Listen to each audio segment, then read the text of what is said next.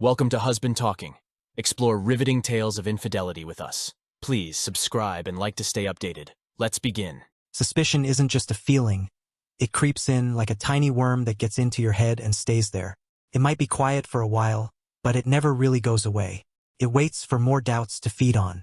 Once suspicion takes hold, it can make you feel stuck, unable to act or think clearly. There's no room for happiness when it's around. Why am I so obsessed with the word suspicion? The simple answer is that all the devastating events of the past 3 months started with a small, unexpected observation which planted the worm of suspicion in my mind. Up until that event occurred, I would never have had the slightest doubt of the faithfulness of my wife of 15 years. 5 days of the week, I am awake before my wife and the children.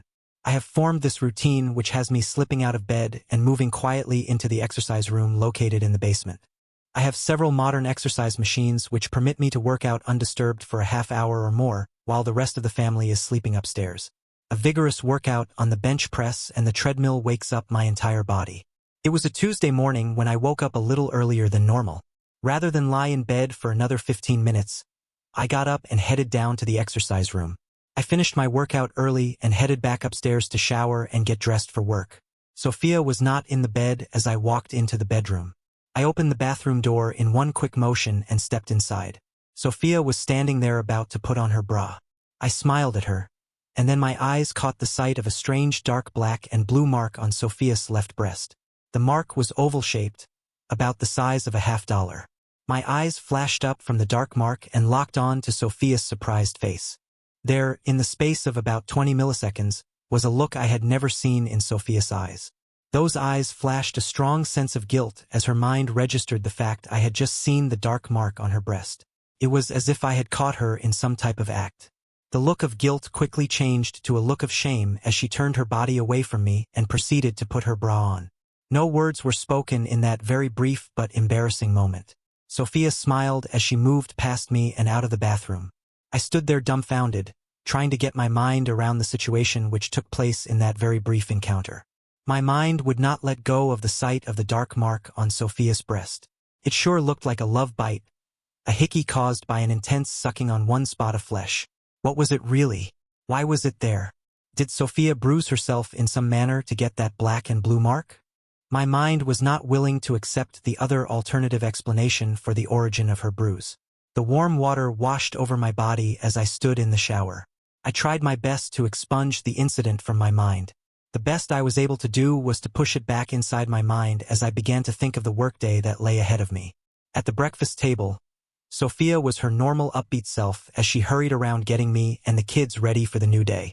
Ryan and Grace had their usual sibling nitpicking at each other while they finished their breakfast and headed out the door to catch the school bus. "I saw you looking at the bruise mark on my breast in the bathroom," Sophia said as she finally sat down across from me at the table. "I injured myself yesterday at work. There was an open file drawer I bumped into and hit my breast against it. It was really dumb of me, and it left a small black and blue mark." Her face was calm and nonchalant as she shrugged her shoulders as if to indicate there wasn't anything more to say about the bruise. Normally, I would not have given the matter any more thought except there was the momentary look of guilt in Sophia's eyes when I first saw the bruise. It was the look that her explanation could not satisfy in my mind. I just nodded my head and finished eating my toast. We did our usual hug and kiss as I walked out of the kitchen and into the garage. Sophia would leave for work about 15 or 20 minutes after I left. There was a lot on my mind about the customer meeting which was scheduled for this morning. The bathroom encounter and Sophia's explanation dropped off my radar screen as I drove to work. But unknown to me, the worm of suspicion had been planted in my mind. It just burrowed itself inside and went to sleep. Sophia, my beautiful 36-year-old wife, and I live what many would call the ideal American lifestyle. We live in a nice neighborhood of upper-middle-class suburbia. We are both college graduates and have professional careers which we constantly balance with each other and our 2 children. Ryan, our oldest child, is 13 years old. He is a bundle of energy that rivals the Energizer Bunny. There are middle school music lessons, swimming, soccer practice, and soccer games which keep him very busy. Grace is our 11-year-old daughter. She is her daddy's little princess. Even during her early years, she had mastered the feminine skills that can bend and wrap me around her little finger, just as in most other father-daughter relations. I know I am being manipulated, but I am helpless to defend myself when she turns on her sweet charms. My name is David Blake. I am a year older than my wife. I have been employed at the Delta Corp for the past 12 years. My current position is that of section manager responsible for the maintenance department located at the corporate headquarters. There are 22 people in my department who have maintenance assignments ranging from heating and air conditioning equipment to computer and telephone installation. It isn't a very stressful job for me. I have very talented people working for me who know their jobs better than I do. Rarely do I have to do any business traveling. Once or twice a year, I attend a conference or seminar on new innovations in building maintenance. Sophia has gone with me on several of these out-of-town business trips. Sophia is the director of human relations of the local TV cable company in our area. The high level of job responsibility makes Sophia feel very good about herself. In addition, her job has also done wonders for her self-esteem. After our daughter was born, Sophia thought her professional life was over and she would be relegated to the status of Susie homemaker and a stay-at-home mom. By the time Grace was 3 years old, it was obvious that Sophia would need to get some outside activity which would challenge her more than cleaning up after toddlers and making meals. At first, Sophia was torn between her guilt and depression. She felt guilty that she could not cope with the demands of being a full-time mommy. Yet she was depressed over the fact that all of her college education was ebbing away without ever being fully utilized. All of that changed when Sophia's sister, Megan, moved into the same neighborhood. Megan and Sophia were total opposites. Megan Hunter was the consummate mother and homemaker. She had no desire to challenge the world with her business acumen or to be some eye candy at a receptionist desk. Motherhood suited her just fine. Having her husband, Josh, being the principal breadwinner was the way life was supposed to be in Megan's mind. The Hunters have 3 children, a boy and 2 girls. Tyler was the oldest, followed by Olivia and Chloe, his twin sisters. It didn't take long for our 2 children to become adopted by their Aunt Megan and for them to spend much of their free time at their cousin's house. This was a blessing for Sophia. She and Megan worked out an arrangement which allowed Sophia to begin pursuing a professional career while her sister would be the den mother. That was 7 years ago. Sophia landed her ideal position with Streamlink, the local TV cable company. She was hired as human relations manager, reporting to the regional managing director. The job was everything Sophia had hoped for in a job.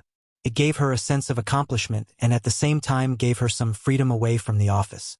One of her major job responsibilities was the interviewing of potential subcontractors for Streamlink.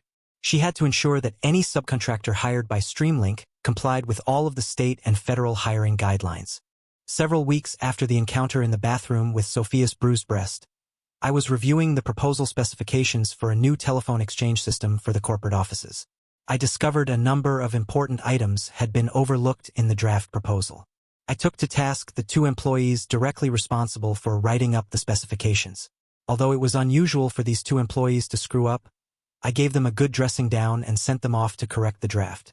This incident had frazzled my already tense nerves. The entire order would have been seriously compromised if I had not caught the error in the draft. I decided I needed to get out of the office for the rest of the day and do some stress-relieving exercising at the gym. As I left the office, I told my secretary I would be gone for the rest of the day and to only call me if a 9/11 type tragedy happened to the company.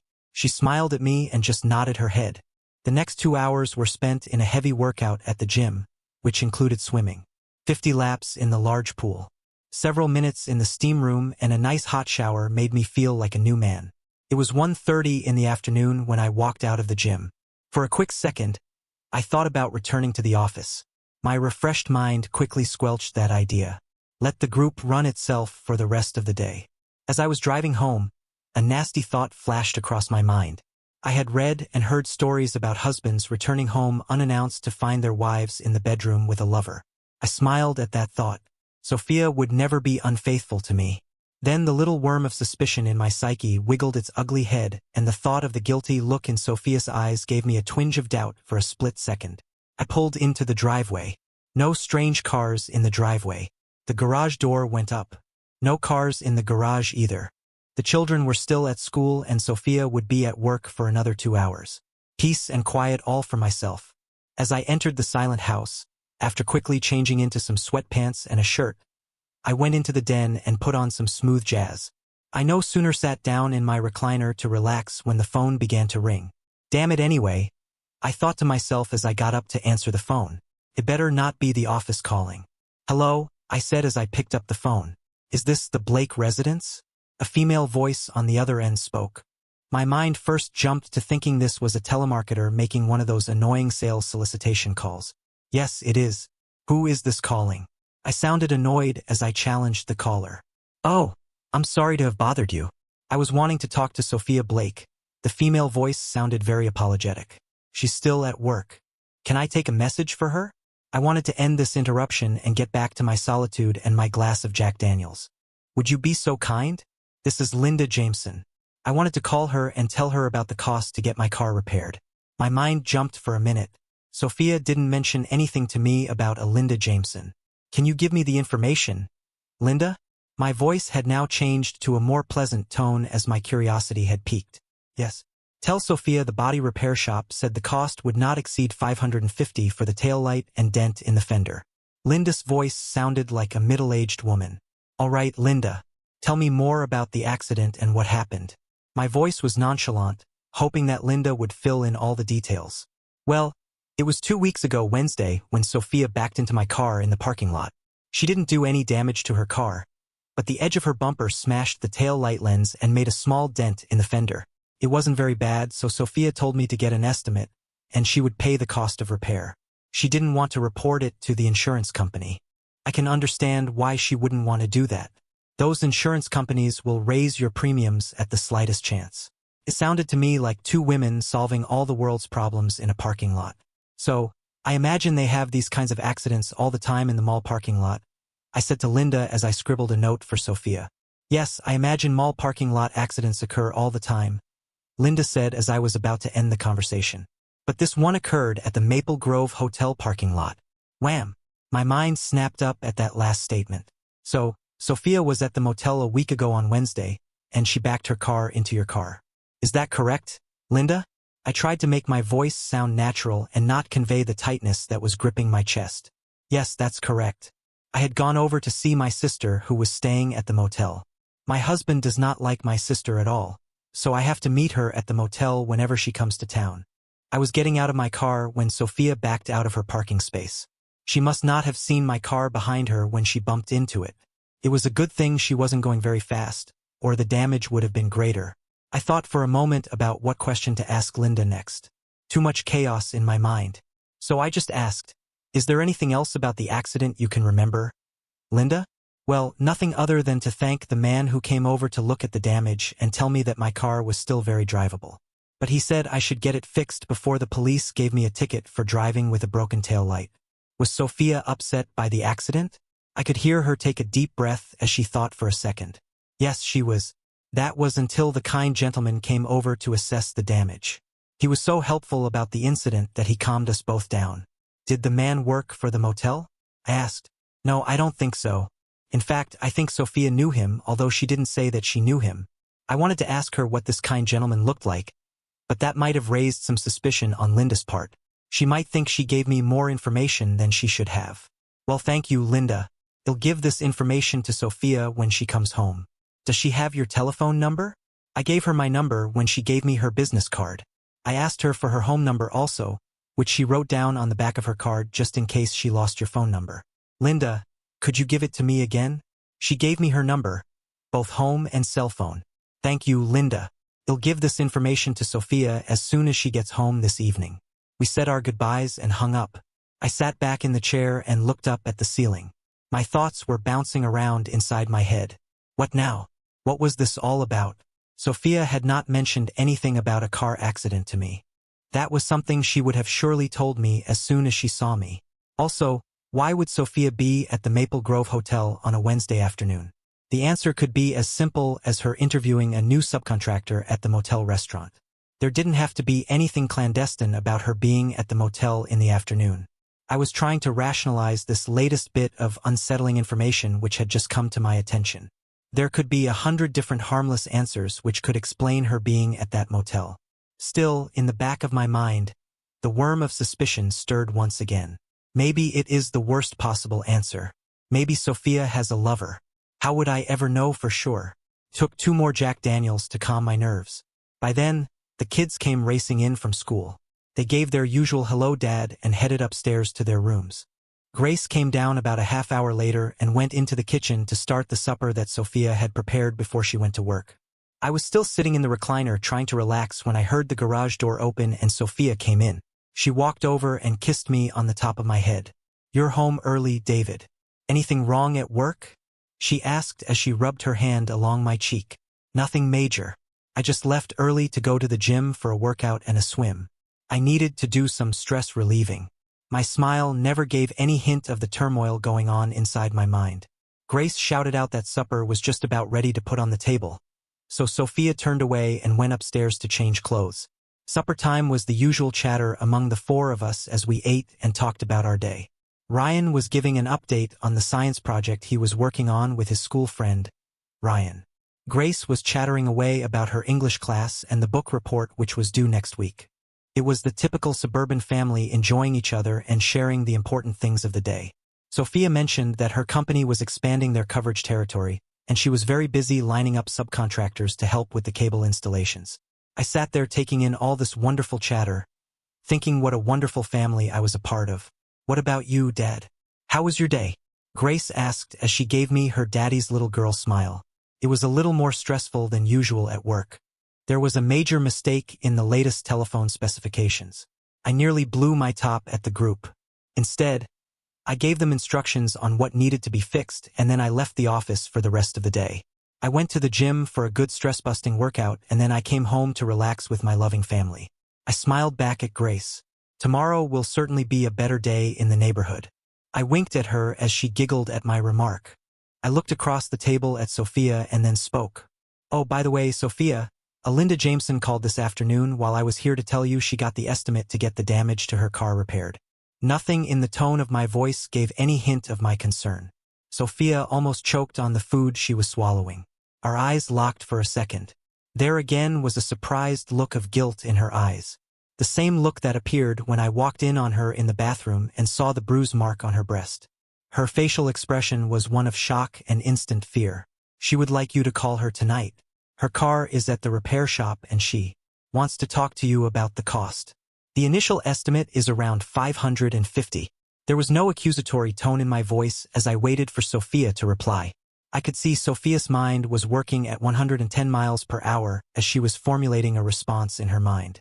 She lowered her eyes to look at the food on her plate, but it was obvious she couldn't continue to look me directly in the eyes. "What else did Linda say about the accident?" Sophia finally said in a low voice.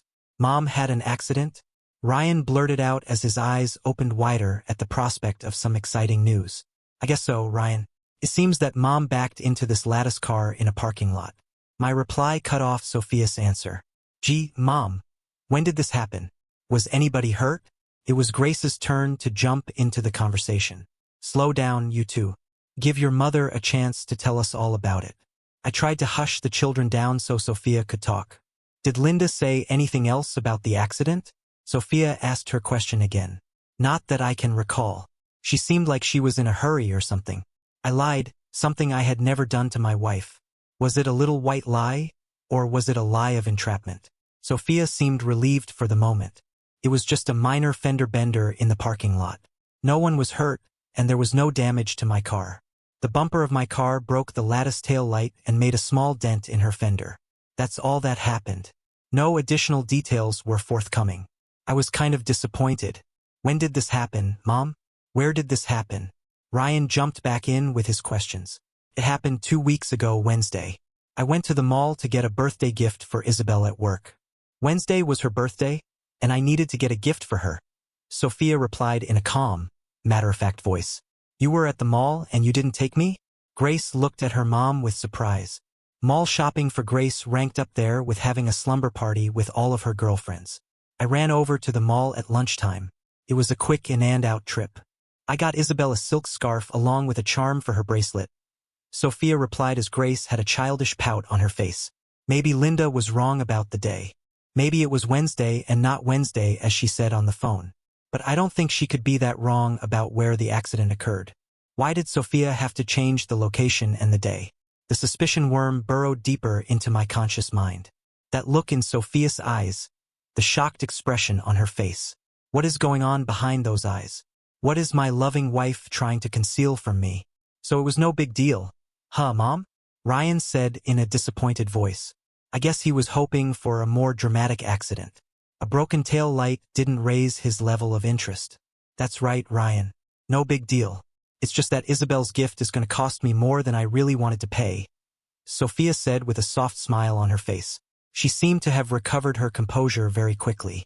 I didn't pursue the issue any further. Later that evening, the children were up in their rooms doing their homework. Sophia had gone off to our bedroom to return Linda's call. Maybe she wanted to talk to Linda in private. I didn't question why she needed some privacy for the call. The stereo was playing, and the TV was off as I sat in the den. There was an open book on my lap and a Jack Daniels in my hand. My mind was in its most analytical mode at this time. It was slowly and methodically going over the past several months, trying to uncover any more clues or unusual events which might further support a theory of infidelity that was forming in my mind. Nothing, not a single thing except that bruise mark, during those months would make me suspect anything had changed in our relationship. Our sex life had not suddenly gotten better or gotten worse. Sophia was still the same loving and considerate wife. She didn't dress differently. She didn't go on business trips or have to work late evening hours. So why won't this suspicion in my mind go away? But there was that look in her eyes twice. A look I had never seen before. Her facial expression of surprise and guilt for only a fleeting second could not be explained away. And now the lying about the car accident. These ugly thoughts were causing my chest muscles to tighten. I told Linda to have her car repaired, and I would pay the repair shop as soon as the work was done, Sophia said as she entered the room. Her words snapped my mind back to the present tense. She gave me an inquisitive look as if she expected me to say something more about the accident. I didn't comment or ask any questions. I'm sorry I didn't mention the accident the day it happened. Honey, I just was very tense over the incident, and I didn't want you to stress over it. I was going to tell you after I got the call from Linda. It seems you got her call first. I am sorry I didn't tell you sooner. Sophia sat down on the sofa across from me. I had the feeling there was something she was still concerned about, but she didn't know how to broach the subject. Maybe she found out that Linda told me where and when the accident really happened. Maybe she was wanting me to question her about the discrepancy in her story. I'm glad you settled the matter with Linda. I'm glad it wasn't any more serious, was my simple reply. After my response, Sophia seemed a little more relieved. Aren't you going to watch Lost tonight on TV? It is on tonight, isn't it? Her questions seemed now to put the accident incident to rest. No sense in her mind to dwell on this sticky issue. No, I think I'll skip the show for now. I have enough convoluted mystery going on at this time. I'll let Jack and the rest of the crew on the island manage by themselves this week. I smiled at her and took another sip of my drink. Well then, I think I'll go upstairs and pour myself a hot tub filled with bubble bath.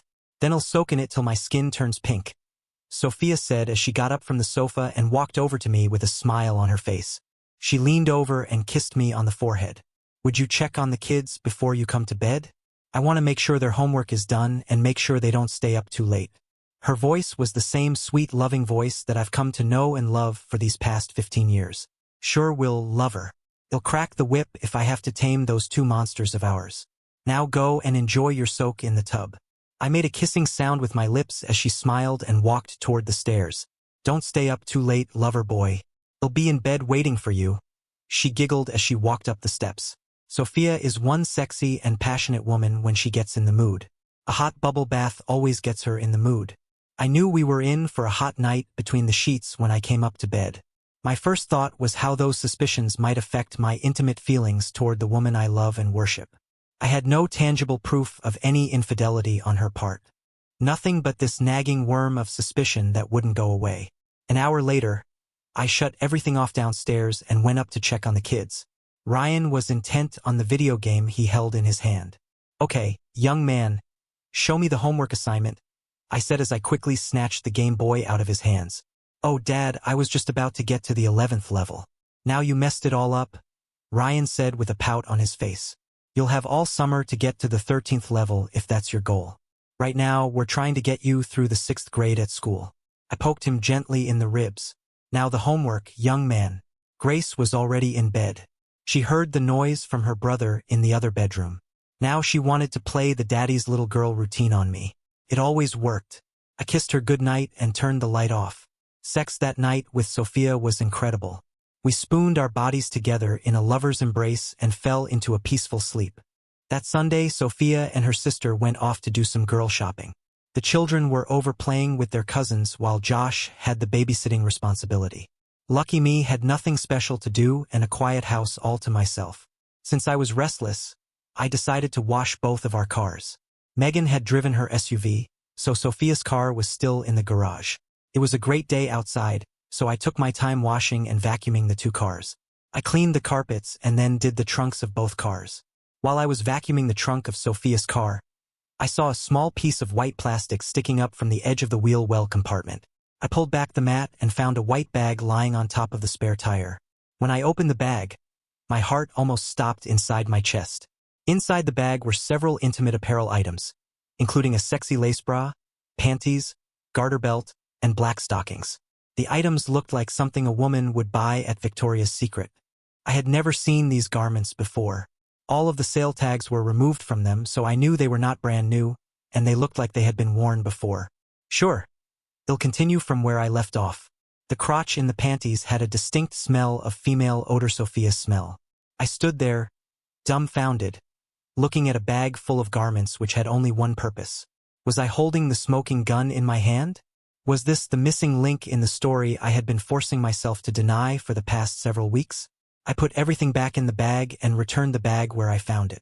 I put away the cleaning equipment and put Sophia's car back in the garage. Anyone who might have seen me at that moment would surely think they were watching a robot or a zombie walking around the cars. I was in a daze. My mind refused to function correctly. Nothing but chaos and confusion reigned inside my mind. Finally, I locked up the house and drove to the corner convenience store. I bought a 6-pack of beer and then drove over to the lake. There was a secluded parking place away from the weekend crowd. Sitting back with a cold beer in my hand, I tried to make some sense of the events of the past couple of weeks. Until I found the lingerie in the trunk of Sophia's car, all I had were vague suspicions that Sophia might have been unfaithful. Now, with the latest discovery, could there be any doubt of her infidelity? I didn't think there could be any other reasonable explanation.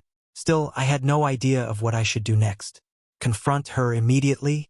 Demand explanations and proof of her fidelity? Should I remain silent until I had definite, undeniable proof? But even then, what would I do with the damning evidence? Should I divorce her? My mind, which is usually very good at analyzing problems, was failing me miserably. There seemed to be no win-win solution to the dilemma if, in fact, Sophia had cheated on our marriage. It took several hours to finish the 6-pack of beer. The sun was setting on the horizon across the lake. I felt a slight buzz from the alcohol, but I was far from being intoxicated. I also realized I was hungry and needed to get home. But how was I going to act when I got home? What kind of existence would I have to live to maintain the status quo? The missing part of the equation was Sophia's explanation for all of my suspicions. Could she have rational reasons which would dispel all of my doubts? I arrived home to find Sophia on the phone. She turned and looked at me as I entered the house, her face filled with worry and concern. My God, David, where have you been all afternoon? You had us worried sick. You weren't here when Megan and I got back from shopping. Josh didn't know where you were either. There was a high level of angst in her voice as she put down the phone. I walked into the kitchen area and got a glass of cold water from the refrigerator. Our eyes never connected until I sat down at the table. I was out at the lake. I have a lot on my mind that I needed to think about and try to sort out. I looked up at her, and our eyes locked. I could see the fear in her eyes. There was fear mixed with anxiety as her mind was trying to assess the words from the person sitting at the table. What's wrong, David? Are you sick or something? Her words were full of concern, but they did not convey the dread she was feeling inside.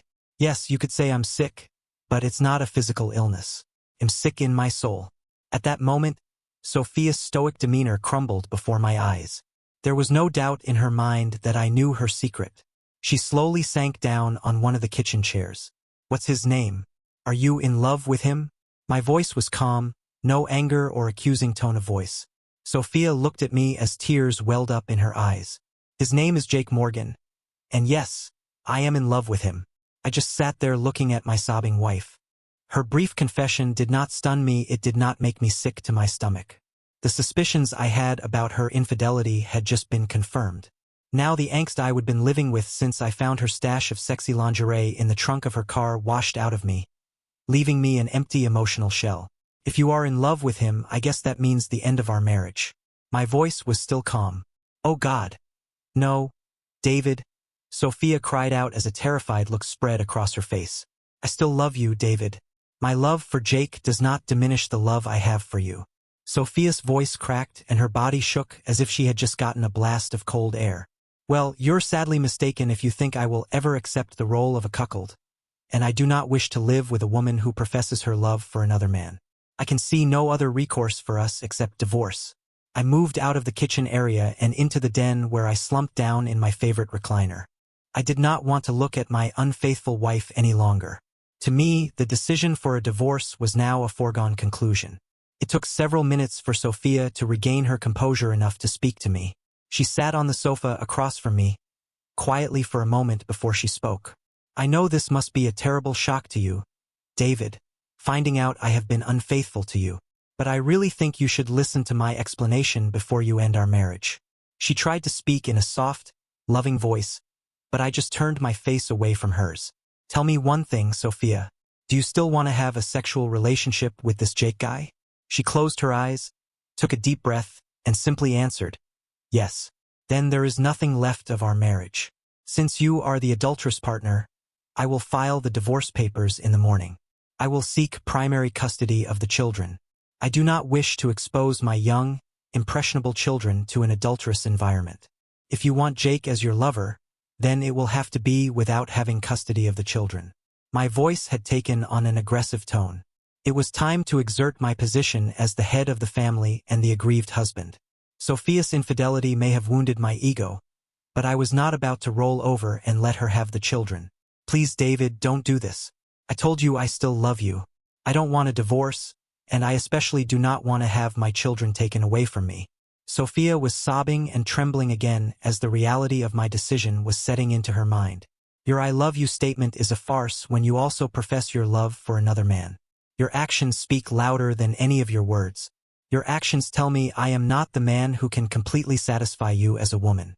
I cannot and will not accept a cuckold position. I hung my head and in a softer voice said, I want you to pack a suitcase and leave this house immediately. I no longer want to be in the same house with you. You have lost your right to be a resident in this house. No, David, you can't just throw me out like an old shoe. This is my home, my children, and I live here. Sophia was nearly in hysterics as I rose to my feet. I live here. I live here with my children. You are an adulterous woman, and I won't have you living in the same house with us. I shouted at her as my anger rose inside me. Now get your clothes packed and leave this house. I'm going to get the kids at Megan's, and when I get back, I don't want to find you in this house. I walked to the door, turned, and said, He'll be back in an hour. Don't be here. Tell Megan where you will be staying, and he'll see that you get the rest of your belongings. I closed the door behind me as Sophia continued to beg me to reconsider. As soon as I walked into the hunter's house, Josh could see there was something terribly wrong. He had never seen me looking so distraught. What the hell has happened to you, David? Josh asked as he walked over to me. Bad, Josh, very bad, I said as I leaned against the wall. I rolled my head from side to side slowly as I spoke. Sophia has gotten herself a lover, and she doesn't want to end the affair. It's over for the two of us. I told her to pack some clothes and leave the house. They'll be filing for divorce in the morning. Josh stood there stunned at the words I had just spoken. There was never any sign that our marriage was in trouble. Just the opposite. Sophia and I appeared to be the ideal married couple with two lovely children. Just then, Megan came around the corner and saw us standing there in shocked silence. What's going on here? Her eyes moved rapidly back and forth from her husband's face to my face. David just found out that Sophia has been cheating on him, Josh said sadly as he looked hard at his wife. Do you know anything about this? Sophia tells you everything, doesn't she? Megan's face could not hide the fact that she knew about Sophia's secret. She didn't tell me everything, only that she had met her long-lost high school sweetheart. She didn't tell me she was sleeping with him. Her voice wasn't that convincing. So you knew something was not right with this, didn't you, Megan? I barked at her in an accusing voice. I tried to tell her not to get involved with Jake. Their relationship in high school was in the past. and she should not jeopardize her marriage trying to relive some teenage fantasy. Her eyes were now focused on a spot on the floor. She couldn't look me directly in the eyes. How long ago was this, Megan? I snapped at her. About 8 weeks ago, Megan said in a small voice. What else do you know? My anger was still building. Sophia told me Jake owns a small construction company. He didn't know Sophia worked for Streamlink when he applied for subcontracting work. Sophia was shocked when she first saw his name on the application form. Megan moved out of the hallway and sat down on the sofa. Her head was bowed as if in embarrassment. After she told me she met Jake for lunch, she no longer talked to me about him. I tried to find out if anything was going on between them. She refused to talk to me about Jake. Megan let out a deep sigh. I had a dark suspicion that she was beginning an affair with Jake. Josh had not said anything as his wife confessed her knowledge of the contact between Sophia and Jake. He had no idea of what to do or say at this time. Goddamn women, I shouted at my sister-in-law. Even though she is your sister, you should have told Josh or me that something might be happening with Sophia. Now it's too late. Our marriage is over. I told Sophia to pack her bags and get out of my house.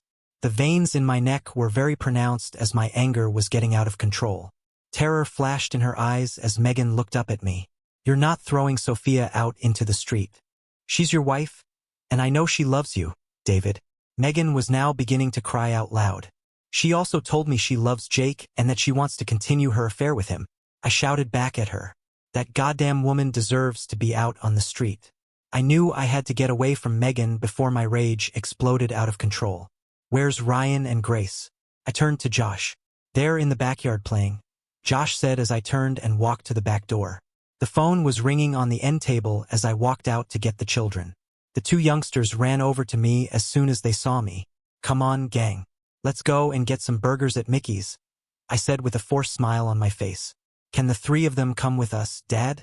Grace asked with a girlish smile on her face. Sure they can, if their mother and father say it's okay, I replied. Let's go in and ask them. Grace called out to the others as she raced inside the house. Megan was on the phone talking to Sophia. Why was Aunt Megan crying when I went into the house? Grace asked from the back seat of the car. She's having a bad day. I think she got some bad news that disturbed her, I replied to my daughter. Is that why she said she wanted Tyler, Olivia, and Chloe to stay home tonight, Dad? Ryan interrupted the conversation. I guess so, Ryan. There's a lot of things going on right now that will upset a lot of people. We can talk more about this when we get home. Ryan and Grace were finishing up their French fries when I turned away from them and pushed the speed dial button on my cell phone. The phone rang several times, then a female voice answered. Hello. It was Megan's voice. In a quiet voice, I said to her, we're going to be leaving here shortly, and when we get home, Sophia better not be there. The children were more interested in the things going on around them to pay any attention to my phone conversation. David, be reasonable. Sophia is having a major emotional crisis over this. She has no place to go, and she doesn't want to be without her children. Megan was trying to be the mediator for her sister.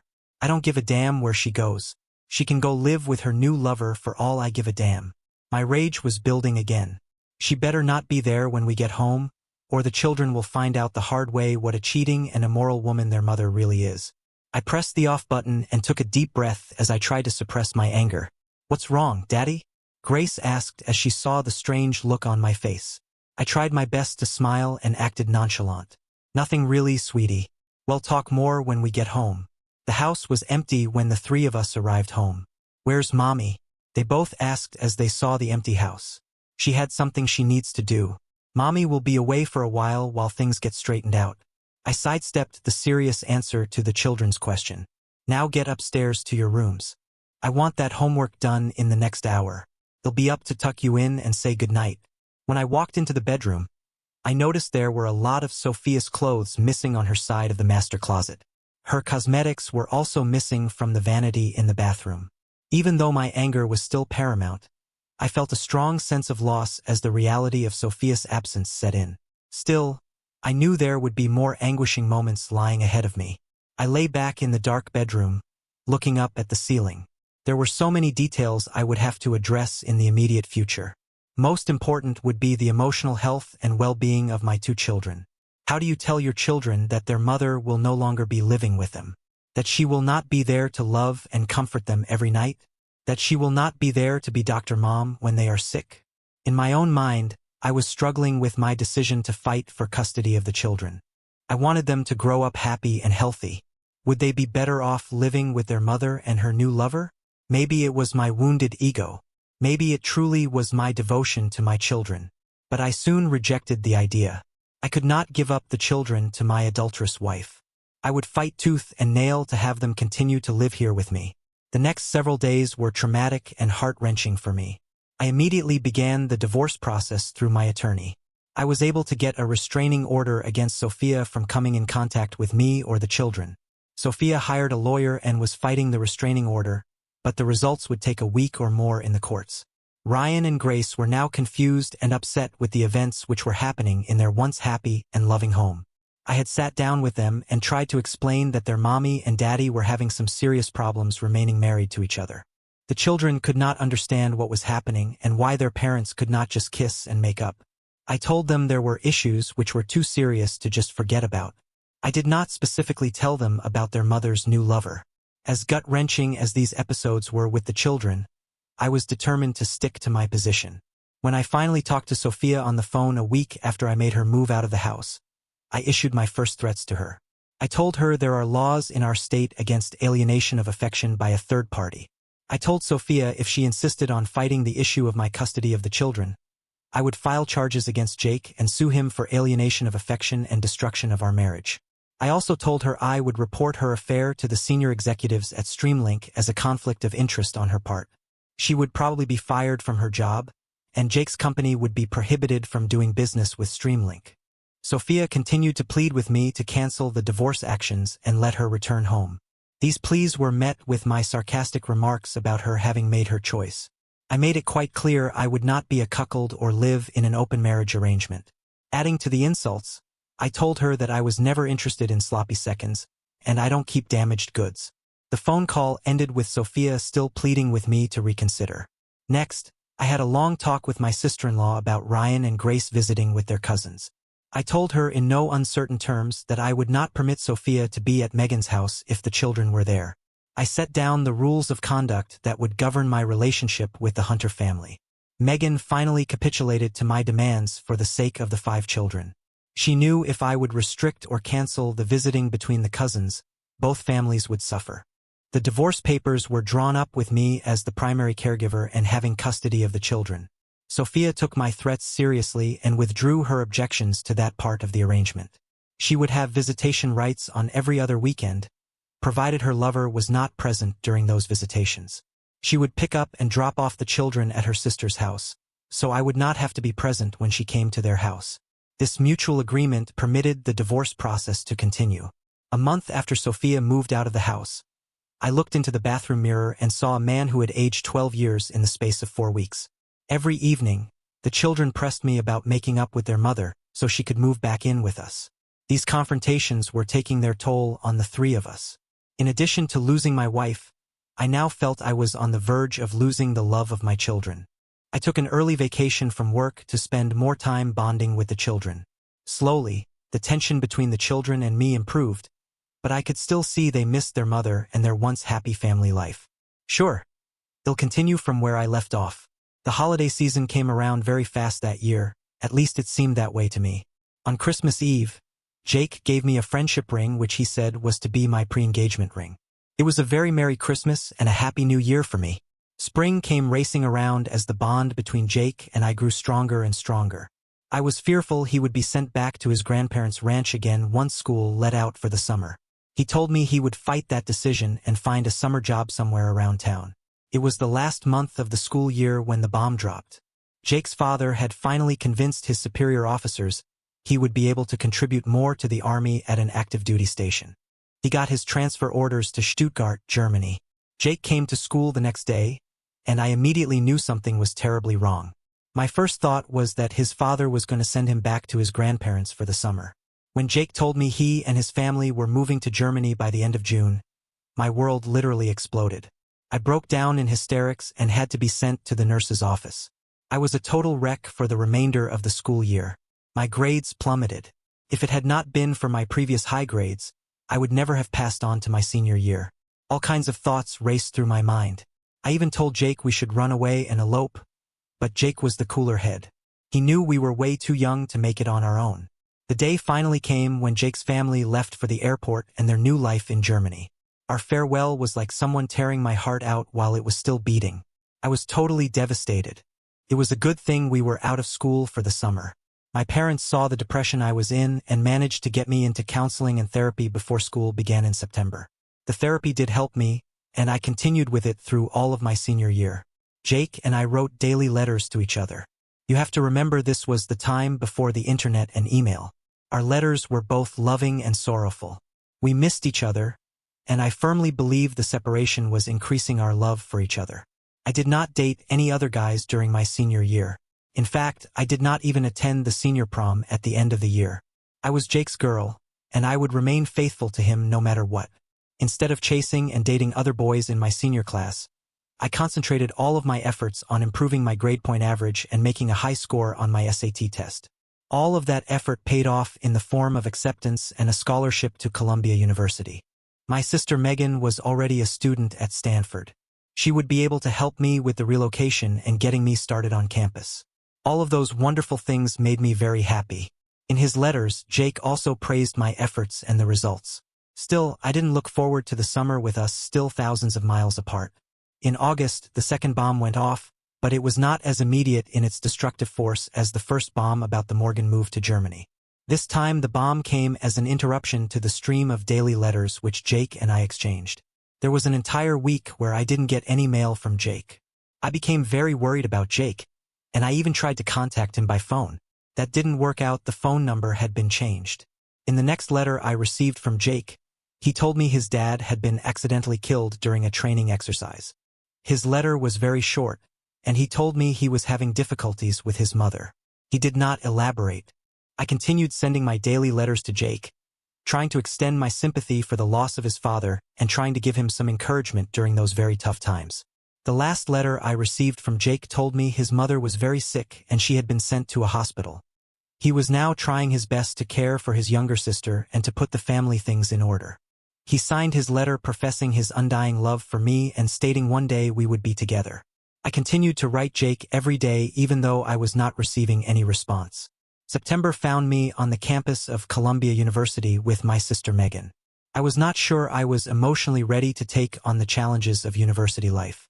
All I could think of was my true love in Germany facing some extremely hard tasks, and I was not there to help him. If it had not been for Megan helping me through those first months at the university, I'm sure I would have flunked out. It was during the Thanksgiving holidays the first of my letters was returned to me marked return to sender, address unknown. That small notice on the envelope was like a dagger through my heart. I had not gotten a letter from Jake in over a month. Now it seemed he would not be receiving any of my letters. I was a lost soul. Nothing in my life seemed to matter to me anymore. I felt I could have died and not regretted leaving my empty world. Once again, it was Megan and her constant mothering which gave me the courage to move forward. I finally had to resume my therapy. This time it was with a different therapist. Through her help and guidance, I pulled myself together and once again focused all of my energy on my studies and future career. Still, something deep inside was missing. It must have been part of my soul because I felt spiritually numb and void. After a full year of not hearing anything back from Jake, I pushed his memory to the back of my mind and essentially laid him to rest. All of his previous letters were packed in several shoeboxes and stored in the back of my closet. As a side note, David, you never knew about those letters. I kept them stored away until the day you proposed marriage to me. Your love and that proposal began to heal my wounded soul. That weekend I burned all of Jake's letters and scattered the ashes into Lakeview Bay. Jake was finally put to rest forever, or so I thought. I never told you about Jake, and I told all of my family never to mention him to you or to me ever again. What followed after college were 14 of the most wonderful years that a woman, a wife, and a mother could ever ask for in her entire lifetime. You must believe those words, David. They are the absolute truth. This next section of my explanation may sound strange and some of it absolutely absurd. There will be things in this letter that defy logic and rationality. Yet after all the dust of my words has settled, you will find one terribly torn and bedeviled woman, a woman who has had to come face to face with some very serious revelations in her life. As you know, One of my major responsibilities at Streamlink is to review and approve all subcontractors who perform work or services for Streamlink. The review process of my department focuses on the subcontractor's past and present compliance with all of the state and federal labor laws. We do not issue work contracts to subcontractors who employ illegal immigrants or who violate the work hour laws. Subcontractors are required to fill out a lengthy application form in order to qualify for a Streamlink contract. These applications are screened by 2 of my assistants, and those applicants who pass the initial screening are then sent to my office for my review. It was April 15th when a stack of applications was placed on my desk. There were 6 folders for my review, which I began right after lunch. The 3rd folder I opened was the application form from the Mr. Construction Company. I read the summary page that Loretta, my assistant, had done as part of her initial review. Her summary comments were very favorable for Mr. Construction, so I began to read the details on the application form. When I got to the section on ownership of the company, it was like I was just slammed into a brick wall at 60 miles per hour.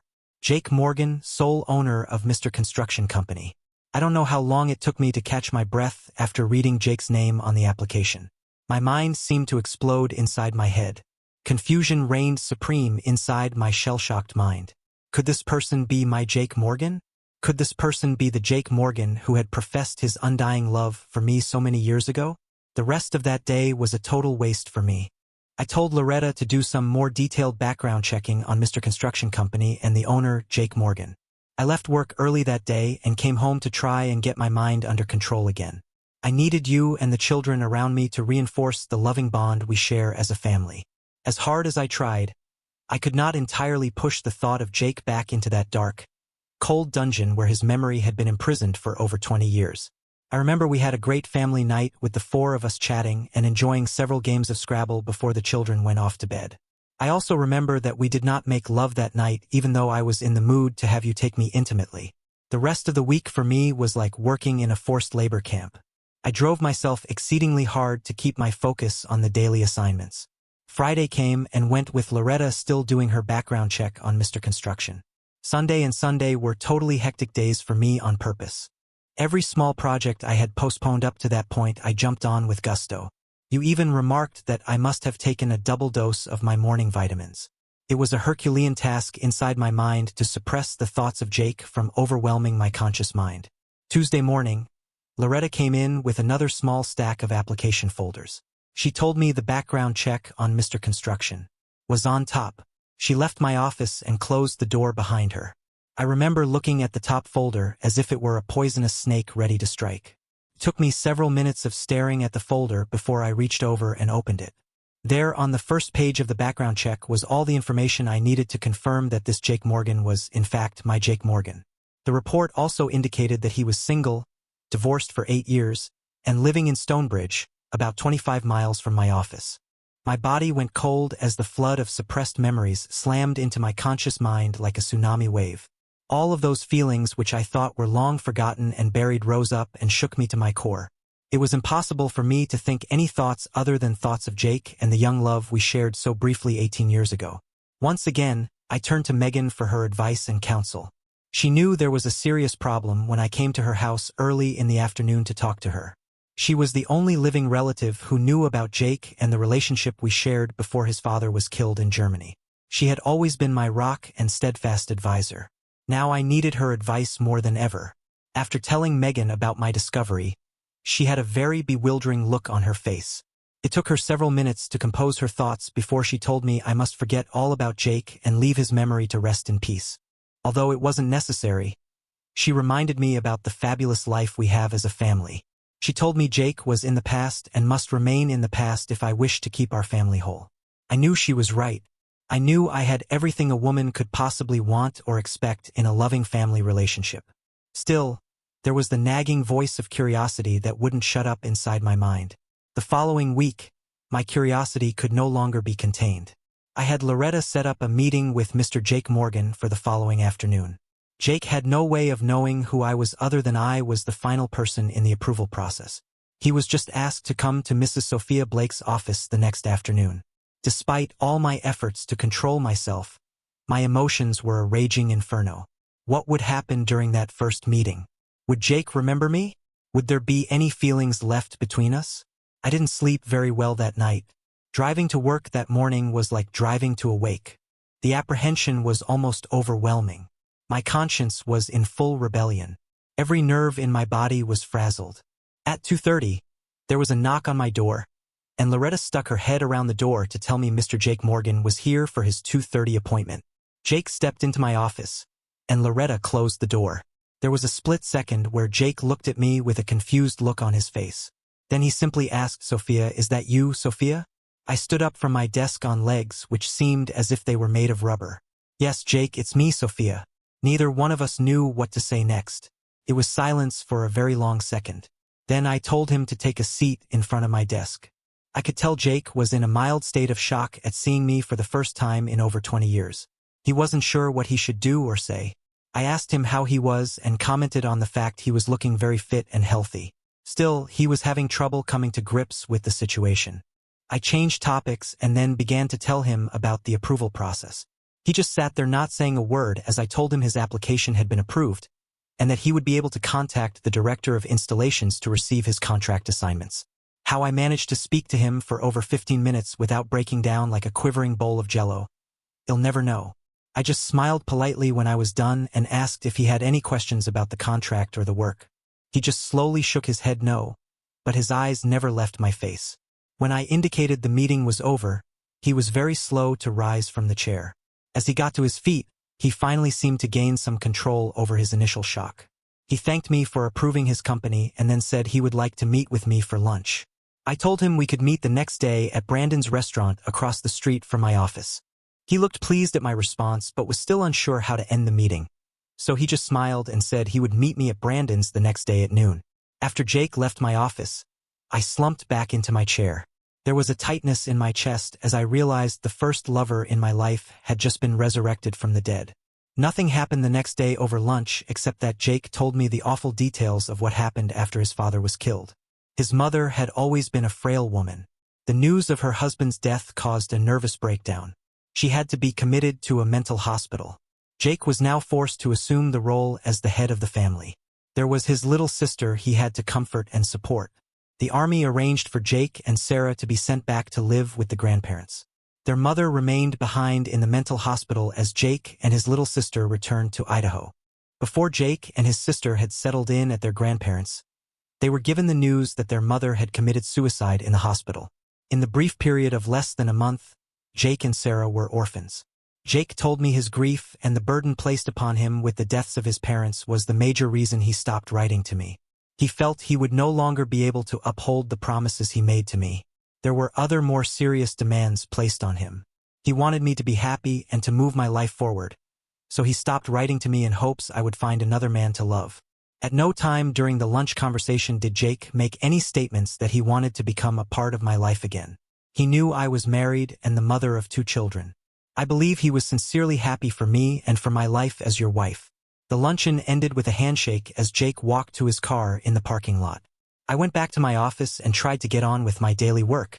Unfortunately for me, those early memories would not go away. As much as I tried to push them into the background, Megan continued to advise me not to see Jake again and for me to forget about him. I never told her any more about my meetings with Jake. I guess I was too ashamed to tell her of my adultery. David, I really did try to follow Megan's advice for over a week. I wrestled with my internal demons.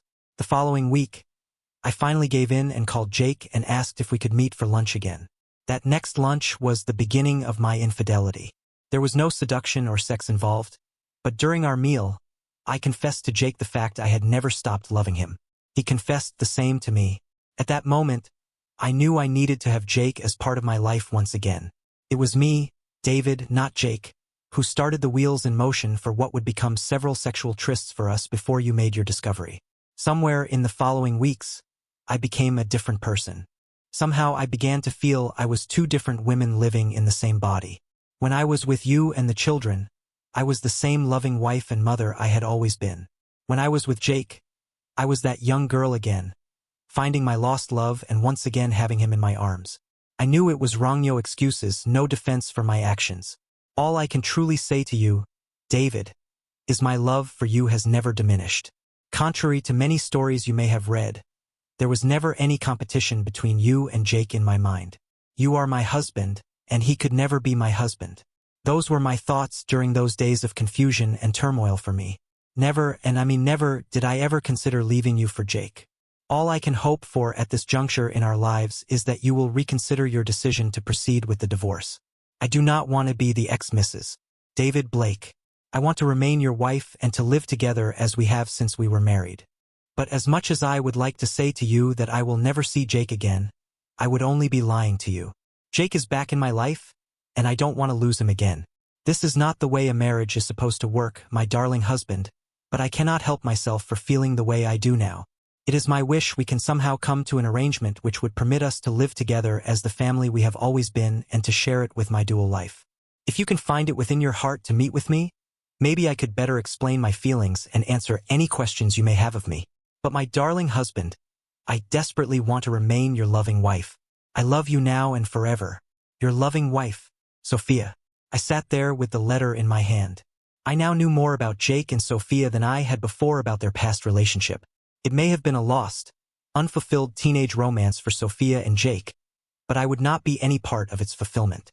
Sophia's letter was a true confession, but it changed nothing in my mind.